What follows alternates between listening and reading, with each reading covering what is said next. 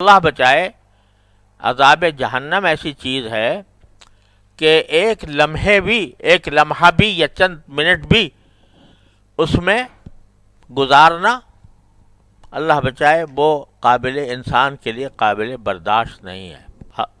نبی کریم صلی اللہ علیہ وسلم نے فرمایا اپنے چچا ابو طالب کے بارے میں، جنہوں نے قدم قدم پر رسول کریم صلی اللہ علیہ وسلم کی مدد کی اور اپنی ساری برادری سے لڑائی مول لی رسول کریم صلی اللہ علیہ وسلم کی خاطر، لیکن آخر وقت تک ایمان نہ لا سکے۔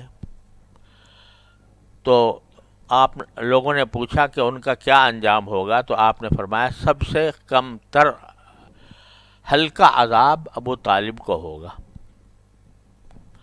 لیکن وہ اس طرح ہوگا کہ ان کے پاؤں میں آگ ہوگی، پاؤں پر صرف، لیکن ایسی ہوگی کہ اس سے ان کا دماغ کھول رہا ہوگا۔ اللہ بچائے۔ سب سے کم تر، سب سے خفیف، سب سے ہلکا عذاب یہ ہوگا۔ تو ایک مومن اگر اپنے ایمان کی وجہ سے چاہے آخر میں جنت میں چلا جائے، لیکن جو اپنے اعمال اور اخلاق کی جو سزا بھگتے گا وہ بھی کوئی ایسی نہیں ہے کہ جو آدمی کے لیے قابل برداشت ہو۔ ایک لمحے کی سزا بھی قابل برداشت نہیں ہوتی۔